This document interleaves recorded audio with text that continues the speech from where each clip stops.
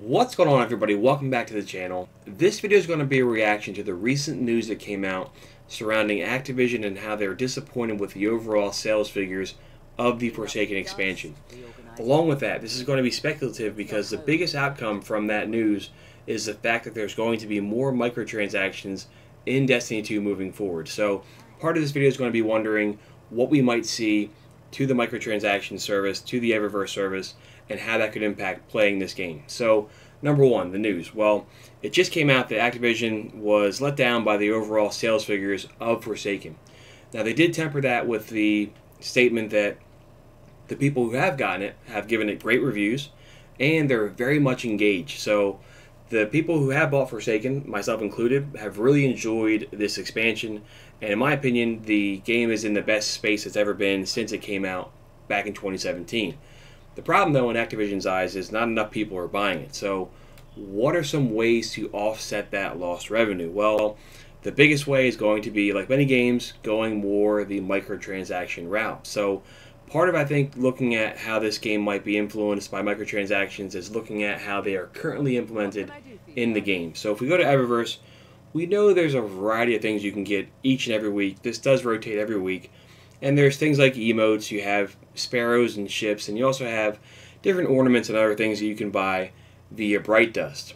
Now, the simple change moving forward would be to have more of these only obtainable with silver. And I think that's probably one of the logical steps here for increasing the revenue of this game, is having some of these, maybe the ornaments, maybe the exotic emotes, having those only be obtainable via silver. Now, that would be disappointing because then you're really limiting the chances for people to get these. If they're not obtainable via Bright Dust, they're not obtainable via the Steadfast Engrams, then that's going to rub some people the wrong way, but it's still keeping it into the cosmetic notion, or the cosmetic aspect of anything that you're buying with silver is not going to give you a competitive advantage. It's only going to give you things that make your character look or act cooler.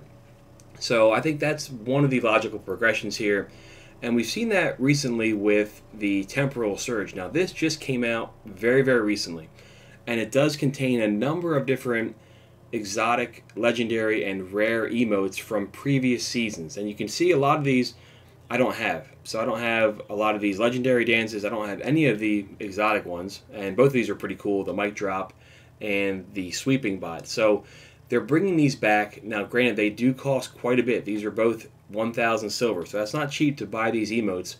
But I know some players are happy to have the chance of getting these again. So I think this is a acceptable way of doing it, albeit, in my opinion, the cost is too steep. I mean, to buy all these, you're basically looking at, do I either want Red Dead Redemption 2 or do I want a lot of emotes? So I think the cost of these is a bit too high.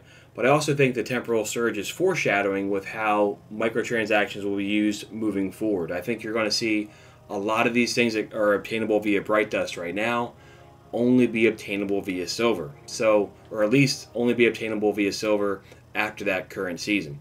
And we may see more of these bundles as well. I know that right now there's only 2, but we have seen the Whisper of the Worm bundle here before.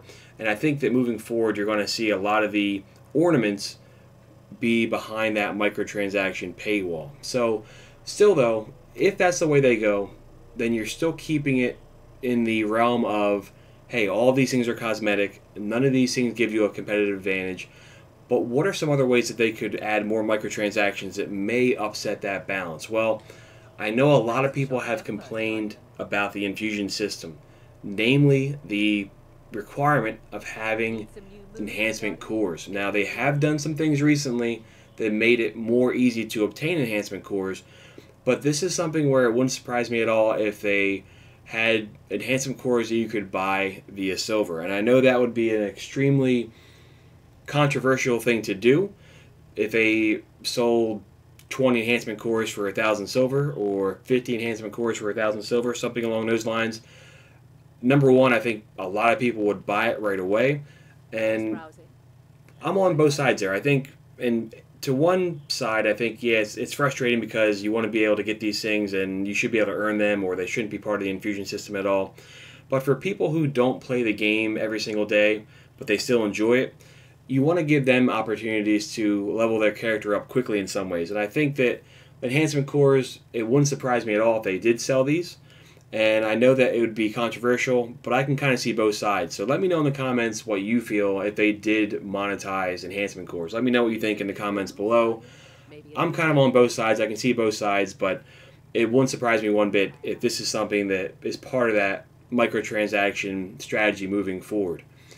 One of the most dangerous things, though, and this I doubt it would happen, but I wanted to bring it up here to get your thoughts, is what if they made exotic engrams something that you could buy? So maybe you could buy 3 exotic engrams for 1,000 silver, and the exotic engrams that you bought had a much greater chance, or the exotic engrams you bought, maybe they weren't even exotic, maybe there's something new, and they're guaranteed to give you something you don't have.